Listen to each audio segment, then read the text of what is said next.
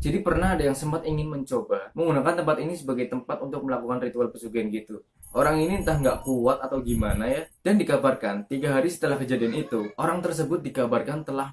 Halo semuanya, sebelum kalian nonton video ini, jangan lupa klik tombol subscribe-nya. Dan jangan lupa aktifkan lonceng notifikasi biar kalian nggak ketinggalan video-video gue selanjutnya. Oke, thank you.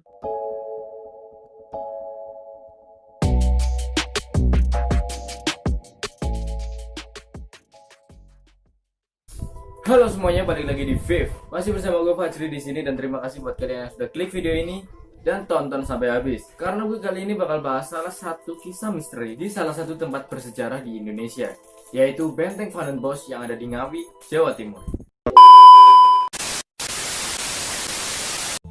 Jadi, benteng ini dibangun pada tahun 1845 pada zaman kolonial Belanda. Dan benteng ini berlokasi di Kelurahan Pelem, Ngawi, Jawa Timur. Namun, benteng ini lebih dikenal oleh masyarakat sekitar dengan sebutan Benteng Pendem. Karena benteng ini dibangun di bawah permukaan tanah gitu loh, cuy. Dan pada zaman itu, benteng ini kayak susah dilihat. Karena selain lokasinya yang berada di bawah permukaan tanah, benteng ini juga dikelilingi pohon-pohon yang besar.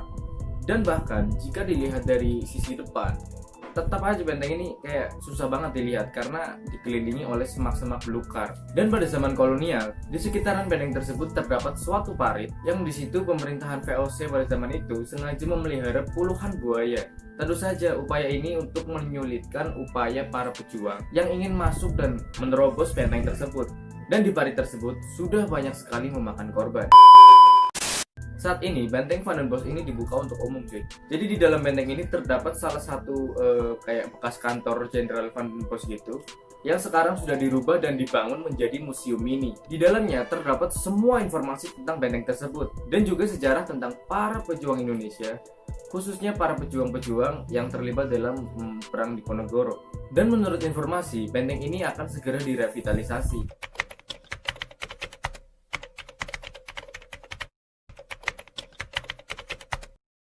Kayaknya sih rencananya tahun 2020 ini, karena proses pematangan rencananya ini udah dilakukan sejak kalau nggak salah tahun 2011 lalu. Tapi ya mungkin karena adanya wabah ini, rencana ini ya mungkin diundur atau dibatalkan gitu. Gue juga nggak tahu sih. Tapi sih ya mending kayak dimundurin aja gitu ya daripada dibatalin kan.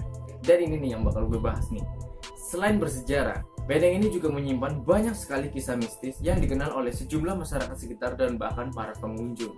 Kisah mistis ini yang sudah beredar di kalangan masyarakat sekitar dan bahkan pengunjung ini sudah tersebar dari mulut ke mulut. Pernah ada pengunjung yang menuturkan bahwa ia pernah melihat manusia kelelawar di salah satu sudut benteng. Dan bahkan pernah nih sih kayak ada satu pengunjung yang dia merasa kayak diikuti kelelawar gitu sih saat dia mengelilingi benteng tersebut. Jadi dia melihat kelelawar kecil, tapi kelelawar ini tuh nggak terbang, kayak jalan di tembok aja gitu. Mungkin karena pengunjung ini penasaran atau gimana, lalu pengunjung ini mengikuti kelelawar tersebut.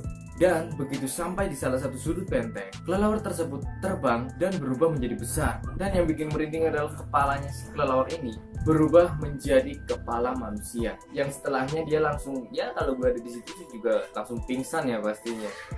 Tapi kemudian setelah dia sadarkan diri dari pingsan gitu, dia malah kesurupan. Di situ juga terdapat penjara yang digunakan untuk menghukum dan menyiksa warga pribumi pada saat itu. Dan penjara itu tuh kayak memiliki tingkat-tingkat gitu loh cuy. Dan penjara itu memiliki 4 tingkatan. Jadi ada yang paling besar, terus kecil-kecil sampai yang paling kecil. Dan penjara ini digolongkan berdasarkan tingkat kesalahannya. Nah, di penjara yang paling kecil ini nih, yang bahkan di penjara ini buat duduk aja susah.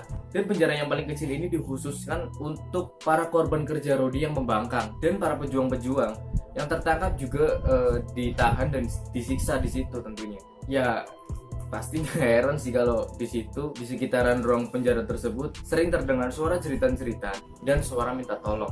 Dan di salah satu tempat benteng tersebut juga terdapat satu pohon yang sangat besar dan akarnya menjalar sampai bawah. Pohon itu terletak di salah satu tempat yang dulunya itu digunakan sebagai toilet itu pada zaman kolonial dulu. Dan konon katanya tempat ini dihuni oleh nenek-nenek cantik. Jadi walaupun udah tua tapi kayak penampakan sama auranya itu tetap cantik sih. Dan doi itu menggunakan pakaian khas Jawa. Dan mungkin ya buat para pengunjung yang bisa merasakan, jadi di tempat itu tuh kayak hawanya sejuk banget. Ya mungkin karena di bawah pohon ya. Tapi enggak, karena memang nenek-nenek ini tuh enggak ganggu pengunjung. Nenek ini hanya sering menampakkan dirinya, mondar-mandir aja gitu di sekitar pohon itu.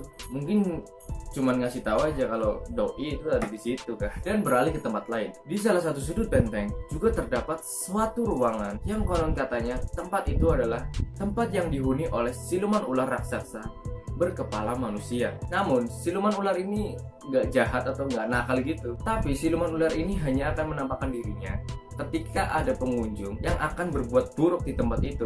Dan pastinya kalau ada tempat-tempat berbau mistis kayak gini kan ya, manusia-manusia kata yang gue cari, tolol menggunakan tempat ini sebagai tempat untuk melakukan ritual pesugihan. Jadi pernah ada yang sempat ingin mencoba menggunakan tempat ini sebagai tempat untuk melakukan ritual pesugihan gitu. Tapi pada akhirnya orang ini entah nggak kuat atau gimana ya, yang akhirnya orang ini malah dirasuki oleh makhluk-makhluk yang ada di situ. Dan dikabarkan 3 hari setelah kejadian itu, orang tersebut dikabarkan telah meninggal dunia. Mampus nggak tuh? Dan di dalam benteng tersebut terdapat makam pejuang yang bernama Kiai Haji Muhammad Nur Salim dan Eyang Suro. Almarhum Kiai Haji Muhammad Nur Salim ini adalah orang kepercayaan Pangeran Diponegoro pada saat itu. Dan beliau ini diutus oleh Pangeran Diponegoro untuk pergi ke Ngawi dan melakukan perlawanan terhadap VOC pada saat itu. Namun sayangnya saat melakukan perlawanan, Kiai Haji Muhammad Nur Salim ini tertangkap dan dipenjara serta disiksa di penjara yang paling kecil tadi loh cuy. Tapi Kiai Haji Muhammad Nur Salim ini memiliki kesaktian yang luar biasa. Beliau ini nggak bisa dilukai dengan senjata apapun. Berbagai upaya pembunuhan terhadap beliau sudah ribuan kali dicoba. Jadi ditusuk, ditembak, dan bahkan beliau ini juga pernah dipenggal cuy. Namun karena kesaktian beliau, semua cara yang dilakukan oleh tentara Belanda ini semuanya gagal. Akhirnya karena putus asa, Kiai Haji Muhammad Nur Salim ini dibunuh dengan cara dikubur hidup-hidup di salah satu sudut benteng. Selain itu, Eyang Suro adalah orang yang terpandang pada zaman itu. Beliau memiliki peliharaan kuda putih. Beliau ini mahir memainkan gamelan. Dan beliau ini, Eyang Suro ini, memiliki nama asli yaitu Ki Ngabai Ageng Suro Diwirjo. Dan di benteng tersebut, warga-warga pernah melihat ya sekali dua kali lah pernah melihat kuda putih milik Eyang Suro ini sering berkeliaran di sekitaran benteng itu. Dan menurut beberapa warga sekitar, mereka seringkali mendengar alunan musik gamelan, dan suara tersebut berasal dari makam Eyang Suro. Dan di bagian paling belakang benteng ini terdapat salah satu sumur buatan Belanda yang konon katanya menurut warga gak banyak ya, cuma sedikit orang aja yang berani ke tempat tersebut, karena mungkin memang di situ hawanya memang negatif banget gitu. Dan gak jauh dari sumur itu terdapat salah satu lorong yang diberi nama Lorong Kematian. Disebut sebagai Lorong Kematian karena di lorong tersebutlah para tentara Belanda membuang mayat para pejuang dan mayat orang-orang korban kerja roti tadi. Oke cuy, tadi adalah sedikit kisah tentang Benteng Vandenbosch atau Benteng Pendem ini. Dan gimana? Ada yang berani ke sana? Atau ada di antara kalian nih yang udah pernah berkunjung ke sana? Silakan, gue persilakan nih buat kalian untuk share pengalaman kalian selama ada di sana. Tulis aja di kolom komen. Dan jangan lupa buat kalian yang belum subscribe, silakan subscribe dulu nih buruan, oke? Karena gratis banget, gak bayar sama sekali. Kalau bayar, gue temenin kalian buat demo sekalian, oke? Dan klik like jika kalian suka video ini serta share ke teman-teman kalian. Oke? See you next time and thank you.